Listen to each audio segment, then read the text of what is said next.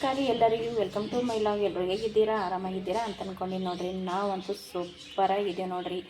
ನಾ ಇವತ್ತು ಏನು ನಿಮ್ಮ ಕೂಡ ಶೇರ್ ಮಾಡ್ಕೊಳ್ಕತ್ತೀನಪ್ಪ ಅಂತಂದ್ರೆ ಸೂಪರಾಗಿರೋಂಥ 2 ರೆಸಿಪಿನ ಶೇರ್ ಮಾಡ್ಕೊಳ್ಕತ್ತೀನಿ ನೋಡ್ರಿ. ಅವು 2 ಯಾವ್ಯಾವ ರೆಸಿಪಿ ಅಪ್ಪ ಅಂತಂದರೆ, ಒಂದು ಹೀರೆಕಾಯಿ ಬಜ್ಜಿ ಮತ್ತು ಇನ್ನೊಂದು ಏನಪ್ಪ ಅಂತಂದರೆ ನಿಂಬೆಹಣ್ಣಿನ ಚಟ್ನಿ ರೀ. ನಿಂಬೆಹಣ್ಣಿನ ಚಟ್ನಿ ಮತ್ತು ಹೀರೆಕಾಯಿ ಬಜ್ಜಿ ತುಂಬಾ ಸೂಪರಾಗಿರ್ತದೆ ರೀ. ಮತ್ತು ಅಷ್ಟೇ ಬೇಗನೂ ಮಾಡ್ಕೋಬೋದು, ತುಂಬ ರುಚಿಕರವಾಗಿರ್ತದೆ. ಪ್ಲೀಸ್ ವಿಡಿಯೋ ಕೊನೆ ತನಕ ನೋಡಿ.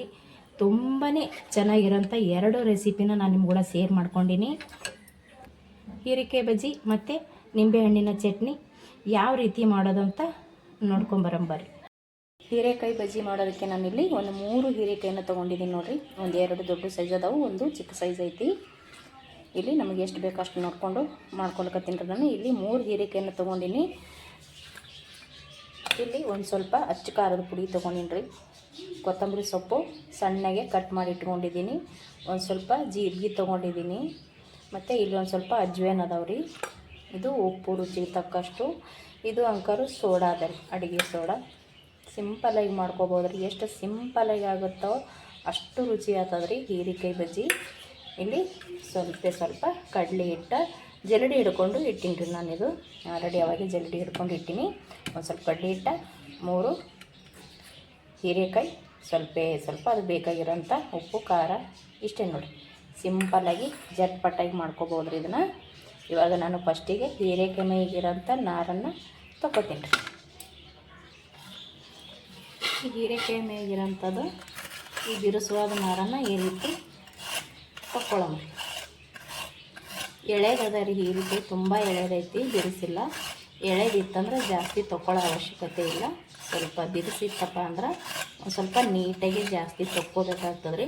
ನೋಡಿರಿ, ಈ ಥರ ನಾನು ತೊಗೊಳ್ಕೊತೀನಿ ನೋಡಿರಿ.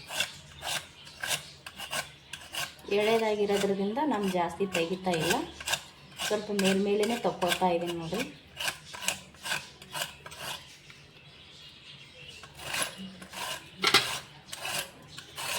ತುಂಬಾ ಚೆನ್ನಾಗಿ ಆಗ್ತಾವ್ರಿ ಹೀರೆಕಾಯಿ ಬಜ್ಜಿ. ನೀವು ಒಂದು ಸಲ ಟ್ರೈ ಮಾಡ್ತೀರಾ ಅಂತ ಅಂದ್ಕೊಂತೀನಿ. ಸೂಪರಾಗಿ ಬರ್ತದೆ ಹೀರೆಕಾಯ್ದು ಬಜ್ಜಿ. ಇವಾಗ ನೋಡಿ ಈ ರೀತಿ ನಾನು ತೊಗೊಂಡೆ.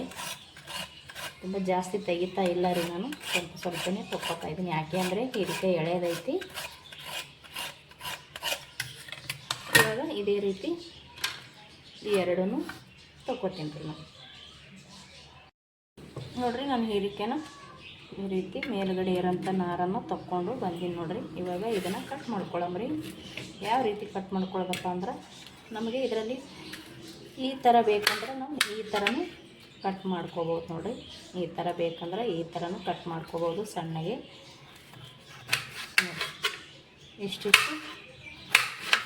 ಇಷ್ಟಿಟ್ಟು ಕೂಡ ಕಟ್ ಮಾಡ್ಕೋಬೋದು ರೀ. ಈ ಥರನೂ ನಾವು ಮಾಡ್ಕೋಬೋದು ಕಟ್ಟು.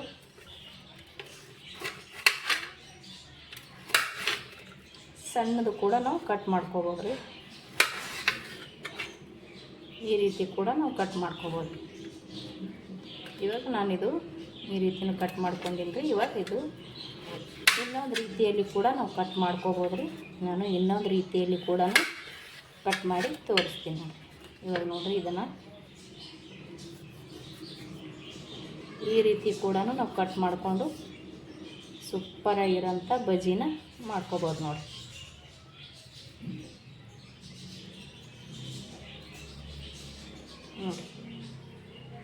ಈ ಥರನೂ ನಾವು ಕೂಡ ಕಟ್ ಮಾಡಿಕೊಂಡು ಬಜ್ಜಿ ಮಾಡ್ಕೋಬೋದು. ಇದನ್ನು ಚೆನ್ನಾಗಿರುತ್ತೆ. ನಾನು ಆ ಥರನೂ ಒಂದು 2-3 ಪೀಸ್ ಕೂಡ ಆ ರೀತಿ ಕೂಡ ನಾನು ಕಟ್ ಮಾಡ್ಕೋತೀನಿ ರೀ. ಈ ರೀತಿ ಕಟ್ ಮಾಡ್ಕೋತೀವಿ. ನಾವು ಅಡುಗೆನ ಮಾಡ್ತೀವಲ್ಲ ರೀ, ಆ ಅಡುಗೆ ಮಾಡುವಾಗ ಕಟ್ ಮಾಡ್ಕೋತೀವಲ್ಲ ಆ ಥರ ಕಟ್ ಮಾಡ್ಕೊಂಡ್ರೆ ಚೆನ್ನಾಗಿರುತ್ತೆ ಈ ರೀತಿ. ಇವಾಗ ಮತ್ತೆ ಗೋಲಾಗಿ ಕಟ್ ಮಾಡ್ಕೊಳ್ಳೋಣ. ಈ ರೀತಿ ಕಟ್ ಮಾಡ್ಕೊತೀನಿ. ನಾನು ಈ ರೀತಿನೂ ಒಂದು ಸ್ವಲ್ಪ ಕಟ್ ಮಾಡ್ಕೊಂಡು ತೊಗೋತೀನಿ. ಈ ರೀತಿನೂ ಕೂಡ ಒಂದು ಸ್ವಲ್ಪ ಕಟ್ ಮಾಡಿ ತೊಗೊತೀನಿ ರೀ. ನೋಡಿರಿ, ನಾನು ಈ ರೀತಿ ಕಟ್ ಮಾಡ್ಕೊಂಡಿನಿ. ಈ ಸೈಜ್ನಾಗ ಕಟ್ ಮಾಡ್ಕೊಂಡಿನಿ ನೋಡಿರಿ ನಾನು ಹೀರೆಕಾಯಿ. ಇಲ್ಲಿ ಒಂದು 5 ಈ ರೀತಿ ಕಟ್ ಮಾಡ್ಕೊಂಡಿನಿ ರೀ. ನೋಡ್ತಾ ಇರ್ಬೋದು ನೀವು.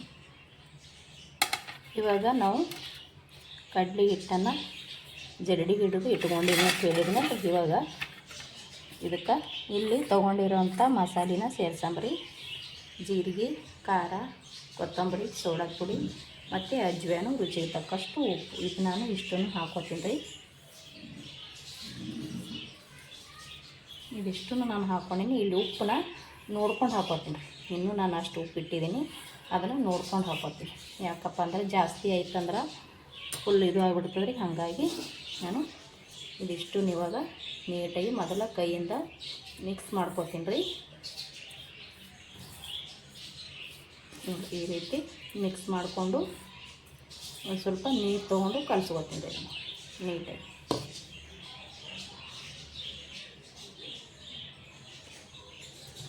ನೋಡಿರಿ, ನಾನು ಇದಕ್ಕೆ ಇವಾಗ ನೀರನ್ನ ಸೇರಿಸ್ಕೊತೀನಿ. ಸ್ವಲ್ಪ ಸ್ವಲ್ಪ ನೋಡಿಕೊಂಡು ಸೇರಿಸ್ಕೊಂಡು ಕೈಯಿಂದನೇ ಕಲಿಸ್ಬೇಕ್ರಿ. ಇದು ನೀಟಾಗಿ ಚೆನ್ನಾಗಿ ಬರ್ತದೆ. ಈ ರೀತಿ ನಾವು ನೀಟಾಗಿ ಕಲಿಸ್ಕೊಂತ ಹೋಗ್ಬೇಕಾಗ್ತದೆ. ಸ್ವಲ್ಪ ಸ್ವಲ್ಪ ನೀರು ಹಾಕ್ಕೊಂಡು. ಪ್ಲೀಸ್ ಯಾರೆಲ್ಲ ಹೊಸದಾಗಿ ನಮ್ಮ ವಿಡಿಯೋನ ನೋಡ್ತಾ ಇದ್ದೀರಾ, ಪ್ಲೀಸ್ ನಮ್ಮ ಚಾನಲ್ನ ಸಬ್ಸ್ಕ್ರೈಬ್ ಮಾಡ್ಕೊಂಡು ವಿಡಿಯೋ ನೋಡಿ ಸಪೋರ್ಟ್ ಮಾಡಿ ಅಂತ ಕೇಳ್ತಾ ಇದ್ದೀನಿ.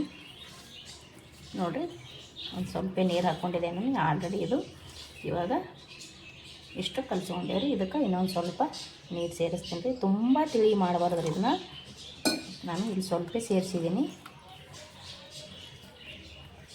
ನೋಡಿರಿ.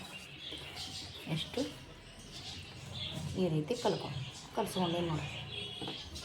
ಚೆನ್ನಾಗಿ ಇದನ್ನು ಕಲಸಿ ಕೈಯಿಂದ ಚೆನ್ನಾಗಿ ಎಲ್ಲ ಖಾರ ಉಪ್ಪು ಹಿಡಿಯಂಗೆ ಚೆನ್ನಾಗಿ ಕಲಿಸ್ಕೋಬೇಕು ರೀ. ನಾವು ಎಷ್ಟು ಕಲಿಸ್ತೀವಿ ಅಷ್ಟು ಚೆನ್ನಾಗಿ ಬರ್ತವೆ ನೋಡಿ. ಈ ರೀತಿ ನಾನು ಕಲಿಸ್ಕೊಂಡಿನಿ. ಇದಕ್ಕೆ ಇವಾಗಲೇ ನಾವು ಉಪ್ಪು ಮತ್ತು ಖಾರ ನೋಡಿಕೊಂಡು ಕಡಿಮೆ ಏನಾದರೂ ಬಿದ್ದಿತ್ತಪ್ಪ ಅಂದ್ರೆ ಹಾಕೋಬೇಕಾಗ್ತದೆ ರೀ. ಮಿಸ್ ಮಾಡದೆ ಕೊನೆ ತನಕ ವಿಡಿಯೋ ನೋಡಿ. ಯಾಕಪ್ಪ ಅಂತಂದರೆ ನಾನು ಒಂದೇ ವಿಡಿಯೋದಲ್ಲಿ 2 ರೆಸಿಪಿ ನಿಮ್ಗೂಡ ನಾನು ಶೇರ್ ಮಾಡ್ಕೊಳಕತ್ತೀನಿ. ಹಾಗಾಗಿ ಕೊನೆ ತನಕ ನೋಡಿ ಸಪೋರ್ಟ್ ಮಾಡಿ. ಇವಾಗ ನೋಡಿರಿ, ಇದು ಇವಾಗ ಈ ರೀತಿ ಕಲಿಸ್ಕೊಂಡ್ರೆ ಸಾಕು. ಈ ರೀತಿ ಕಲಿಸಿದ್ದು ನೋಡಿರಿ. ಇವಾಗ ಗ್ಯಾಸ್ ಹಚ್ಚಿ ನಾನು ಒಂದು ಕಡೆ ಇಟ್ಕೊಂಡು ಅದಕ್ಕೆ ಒಂದು ಸ್ವಲ್ಪ ಎಣ್ಣೆ ಹಾಕ್ಕೊಂಡಿನಿ ರೀ. ಎಣ್ಣೆ ಒಂದು ಸ್ವಲ್ಪ ಕಾಯಿಲ್ರಿ. ಅದನ್ನು ಎಣ್ಣೆ ಕಾಯನ್ನ ಇವಾಗ ಒಂದೊಂದಾಗಿ ಹೀರೆಕಾಯಿ ಬಜ್ಜಿ ಮಾಡಮತ್ರಿ. ಇವಾಗ ಎಣ್ಣೆ ಕಾಯಕತ್ತದ ನೋಡಿರಿ. ಇವಾಗ ನಾವು ಒಂದೊಂದು ಹೀರೆಕಾಯಿನ ಕಡಲೆ ಹಿಟ್ಟಿನಲ್ಲಿ ಎದ್ದು ಬಿಡೋಣ. ಇವಾಗ ಇದು ಕೈದದ್ರಿ,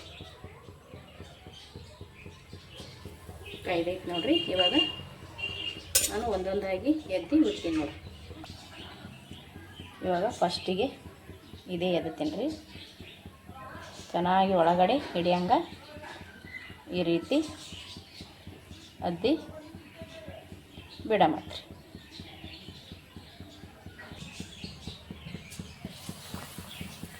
ನೋಡಿರಿ, ಆ ಥರ ಒಂದೊಂದಾಗಿ ಅದ್ದಿ ತುಂಬಾ ಚೆನ್ನಾಗಿ ಆಗ್ತಾವ್ರಿ ಹೀರೆಕಾಯಿ ಬಜ್ಜಿ. ನಾನು 2 ಉದ್ದ ಕೈಗೆ ಕಟ್ ಮಾಡ್ಕೊಂಡಿರೋಂಥದ್ದು ಬಿಟ್ಟಿನಿ ರೀ. ಇವಾಗ ಗೋಲಾಗಿ ಕಟ್ ಮಾಡಿದ್ನಲ್ರಿ, ಅದು ಕೂಡ ಬಿಡಕತ್ತೀನಿ ನೋಡಿ. ಈ ರೀತಿಗಿರೋಂಥದ್ದು ಬಿಡಕತ್ತೀನಿ.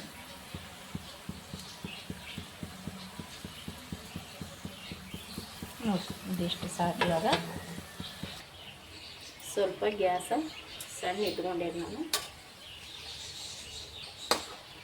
ತುಂಬಾ ಚೆನ್ನಾಗಿ ಬರ್ತಾವ್ರಿ. ನೋಡಿರಿ, ಎಷ್ಟೊಂದು ದಪ್ಪಗೆ ಉಬ್ಬಿ ಬಂದಾವೆ ನೋಡಿರಿ ಹೀರೆಕಾಯಿ ಬಜ್ಜಿ.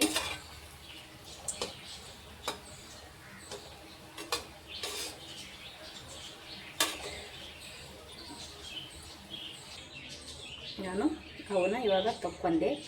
ಇವಾಗ ಮತ್ತೆ ಇರೋಂಥ ಹೀರೆಕಾಯಿದು ಬಜ್ಜಿ ಬಿಡಕತ್ತೀನಿ. ತುಂಬಾ ಈಸಿಯಾಗಿ ಮಾಡ್ಕೋಬೋದು ನೋಡಿರಿ. ನಾನು ಇದೇ ಥರ ಇಷ್ಟು ಹೀರೆಕಾಯಿ ಬಜ್ಜಿನ ಮಾಡಿಕೊಂಡು ತೊಗೋತೀನಿ ರೀ. ಸೂಪರಾಗಿರೋಂಥ ಹೀರೆಕಾಯಿ ಬಜ್ಜಿ ನಾನು ಇಲ್ಲಿ ಮಾಡಿ ರೆಡಿ ಮಾಡಿ ಇಟ್ಕೊಂಡಿನಿ ನೋಡಿರಿ. ಸೂಪರಾಗಿ ಬಂದವು. ತುಂಬಾ ಸುಲಭವಾಗಿ ಮಾಡ್ಕೋಬೋದು ನೋಡಿರಿ. ಇದನ್ನು ನಾನಿಲ್ಲಿ ಒಂದು 6 ನಿಂಬೆಹಣ್ಣನ್ನು ತೊಗೊಂಡಿನಿ ನೋಡಿರಿ. ಚೆನ್ನಾಗಿ ಹಣ್ಣಾಗಿರೋಂಥ ಒಂದು 6 ನಿಂಬೆಹಣ್ಣನ್ನು ತೊಗೊಂಡಿದ್ದೀನಿ. ನಿಂಬೆಹಣ್ಣು ಯಾಕೆ ತೋರ್ಸಕತ್ತಳಪ್ಪ ಅಂತ ಅಂದ್ಕೊಂಡ್ರಿ? ಹೌದ್ರಿ, ನಿಂಬೆಹಣ್ಣಿನಿಂದ ಮಾಡುವಂಥ ಚಟ್ನಿ ಸೂಪರಾಗಿ ಬರ್ತದೆ ನೋಡಿರಿ. ನಿಂಬೆಹಣ್ಣಿನ ಉಪ್ಪಿನಕಾಯಿ ಹಾಕಿದ್ದೇವೆ ರೀ. ಚಟ್ನಿ ಮಾತ್ರ ಒಂದು ಸಲ ಟ್ರೈ ಮಾಡಿ ನೋಡಿರಿ, ಸೂಪರಾಗಿರ್ತದೆ. ನಾನಿಲ್ಲಿ ಇವಾಗ ನಮಗೆ ಎಷ್ಟು ಬೇಕು ಅಷ್ಟನ್ನೇ ನಾನು ಮಾಡ್ಕೊಳ್ಕತ್ತೀನಿ. ಇಲ್ಲಿ ಮಾಡ್ಕೊಳಕ್ಕೆ ನಾನು ಒಂದು 6 ನಿಂಬೆಹಣ್ಣನ್ನು ತೊಗೊಂಡಿನಿ. ಇಲ್ಲಿ ಒಂದು ದಪ್ಪ ಸೈಜಿಂದು ಗಡ್ಡಿ ಬೆಳ್ಳುಳ್ಳಿನ ಸಿಪ್ಪೆ ಸುಲಿದು ಇಟ್ಕೊಂಡಿನಿ ರೀ. ಸ್ವಲ್ಪ ಸಾಸಿವೆ, ಸ್ವಲ್ಪ ಜೀರಿಗೆ, ಖಾರ ನಮ್ಮ ಖಾರ ನೋಡಿಕೊಂಡು ಹಾಕೊಳ್ಳೋದ್ರಿ. ಇಲ್ಲೊಂದು ಸ್ವಲ್ಪ ಖಾರ ತೊಗೊಂಡಿನಿ. ಇಲ್ಲಿ 2 ಥರ ಬೆಲ್ಲನ ನಾನು ತೊಗೊಂಡಿನಿ ನೋಡಿರಿ. ಬೆಲ್ಲ ಮತ್ತು ಇದು ಪ್ಯೂರ್ ಬೆಲ್ಲ ರೀ, ಆರ್ಗ್ಯಾನಿಕ್ ಅಂತೇಳಿ ಪ್ಯೂರ್ ಬೆಲ್ಲ. ಇಲ್ಲಿ ಒಂದು ಸ್ವಲ್ಪ ಇದು ಅಚ್ಚ ಬೆಲ್ಲ ಇರ್ತದೆ ನೋಡಿರಿ, ಅದನ್ನು ಒಂದು ಅರ್ಧ ತೊಗೊಂಡಿನಿ ಸ್ವಲ್ಪ. ಈ ಖಾರ ಬೆಲ್ಲ ನಾನು ನೋಡ್ಕೊಂಡು ಹಾಕೋತೀನಿ ರೀ. ಇಲ್ಲಿ ರುಚಿಗೆ ತಕ್ಕಷ್ಟು ಉಪ್ಪನ್ನ ತೊಗೊಂಡಿನಿ ನೋಡಿರಿ. ಇಷ್ಟೇ ಬೇಕಾಗಿದ್ದು ನೋಡಿರಿ ನಿಂಬೆಹಣ್ಣಿನ ಚಟ್ನಿ ಮಾಡೋದಕ್ಕೆ. ಈ ನಿಂಬೆಹಣ್ಣಿನ ಚಟ್ನಿ ಹೇಗೆ ಮಾಡೋದಪ್ಪ ಅಂತಂದರೆ, ಈ ನಿಂಬೆಹಣ್ಣನ್ನು ನಾವು ಮೊದಲ ಒಂದು ನಿಂಬೆಹಣ್ಣದಾಗ 4 ಭಾಗ ಕಟ್ ಮಾಡ್ಕೊತೀನಿ ರೀ. ನಾನಿವಾಗ ಈ ನಿಂಬೆಹಣ್ಣನ್ನು ತೊಗೊಂಡು, ಇದು ಸ್ವಲ್ಪ ಒಂದು ವೇಳೆ ನಿಂಬೆಹಣ್ಣು ತುಂಬ ಹಣ್ಣು ಇರಲಿಲ್ಲ, ಸ್ವಲ್ಪ ಗಟ್ಟಿಯಾಗಿತ್ತಪ್ಪ ಅಂತಂದ್ರೆ ಈ ನಿಂಬೆಹಣ್ಣನ್ನು ನಾವು ಒಂದು ಸ್ವಲ್ಪ ಇಲ್ಲಿ ಕೆಳಗೆ ಹಾಕಿ ಈ ರೀತಿ ಉಜ್ಜಿಬಿಟ್ರೈತ್ರಿ. ನಮಗೆ ಚೆನ್ನಾಗಿ ಕಟ್ ಮಾಡ್ಕೊಳಕ್ಕೂ ಚೆನ್ನಾಗಿರ್ತದೆ ರೀ, ಮತ್ತು ಬೇಗನೂ ಕಟ್ ಆಗುತ್ತದೆ ರೀ. ಹಣ್ಣು ಇದ್ರೂ ಕೆಲವೊಂದು ನಿಂಬೆಹಣ್ಣು ತುಂಬಾ ಗಟ್ಟಿ ಇರ್ತದೆ ರೀ. ಈ ರೀತಿ ಮಾಡಿದ್ರೆ ಸಾಕು ನೋಡಿರಿ. ತುಂಬಾ ಮೆತ್ತಗೆ ಮಿದು ಆಗ್ತದೆ ರೀ. ಆಮ್ಯಾಗ ನಾವು ಈಸಿಯಾಗಿ ಕಟ್ ಮಾಡ್ಕೊಬೋದು ನೋಡಿರಿ. ಇವಾಗ ನಾನು ಇದನ್ನು ಕಟ್ ಮಾಡ್ಕೊತೀನಿ ನೋಡಿರಿ. ಇವಾಗ ನಾನಿಲ್ಲಿ ಈ ನಿಂಬೆಹಣ್ಣನ್ನು ಈ ರೀತಿ ಕಟ್ ಮಾಡ್ತೀನಿ. ಈ ರೀತಿ ಕಟ್ ಮಾಡಿಕೊಂಡು ಇದ್ರೊಳಗಡೆ ಇರೋಂಥ ಬೀಜನ ಸ್ವಲ್ಪ ಈ ರೀತಿ ಒತ್ತಿದ್ರೆ ಸಾಕ್ರಿ, ಹೊರಗಡೆ ಬಂದುಬಿಡ್ತದೆ ನೋಡಿ. ಈ ರೀತಿ ಕಟ್ ಮಾಡ್ಕೊಂಡಿನಲ್ರಿ. ಇವಾಗ ಇದರಲ್ಲಿ ಈ ರೀತಿನೂ ಕಟ್ ಮಾಡ್ತೀನಿ.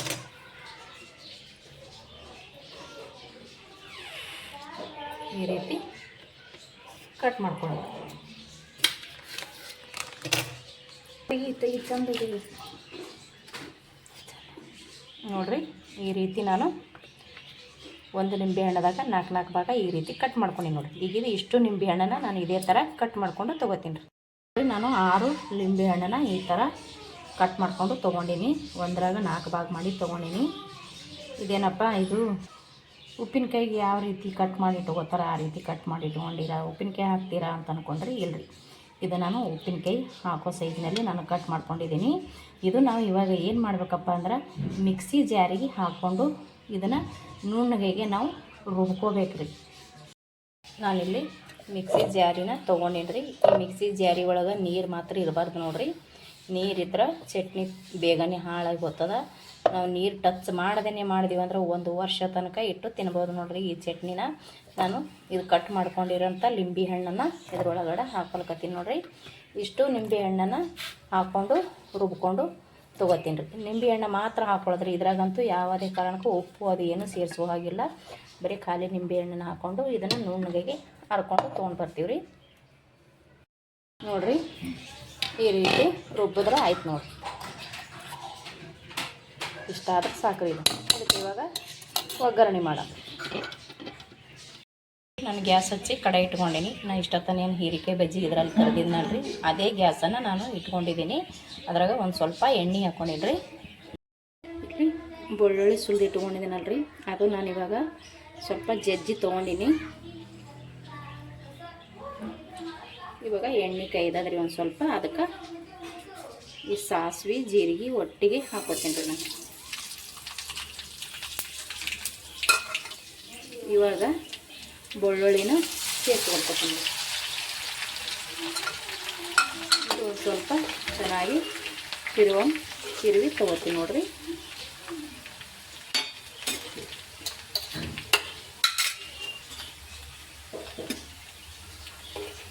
ಇವಾಗ ರುಚಿಗೆ ತಕ್ಕಷ್ಟು ನೋಡಿಕೊಂಡು ಉಪ್ಪು ಸೇರಿಸ್ಬೇಕತ್ತೀನಿ ನೋಡಿರಿ. ನಾನು ಸ್ವಲ್ಪ ಉಪ್ಪು ಜಾಸ್ತಿನೇ ಹಾಕ್ಕೋಬೇಕಾಗ್ತದೆ. ಯಾಕಪ್ಪ ಅಂತಂದ್ರೆ ಇದರಲ್ಲಿ ಲಿಂಬೆ ಹಣ್ಣಿನ ಕೈನೂ ಇರ್ತದೆ ಮತ್ತು ಹುಳಿನೂ ಇರ್ತದೆ. ಇಲ್ಲಿ ನಾನಿವಾಗ ಖಾರ ಸೇರಿಸ್ಕೊಳ್ಕತ್ತೀನಿ. ಹಚ್ಚು ಖಾರದ ಪುಡಿ, ಸ್ವಲ್ಪ ಖಾರನೂ ಜಾಸ್ತಿನೇ ಹಾಕ್ಕೊಂಡೆ ರೀ ನಾನು. ಇವಾಗ ರುಬ್ಬಿಟ್ಟಿರೋಂಥ ನಿಂಬೆ ಹಣ್ಣಿನ ಮಿಶ್ರಣನ ಇದಕ್ಕೆ ಹಾಕ್ತೀನಿ. ಇದಿಷ್ಟು ನೀಟಾಗಿ ಬರೆಸಿ ಹಾಕೊಳ್ಳೋದು.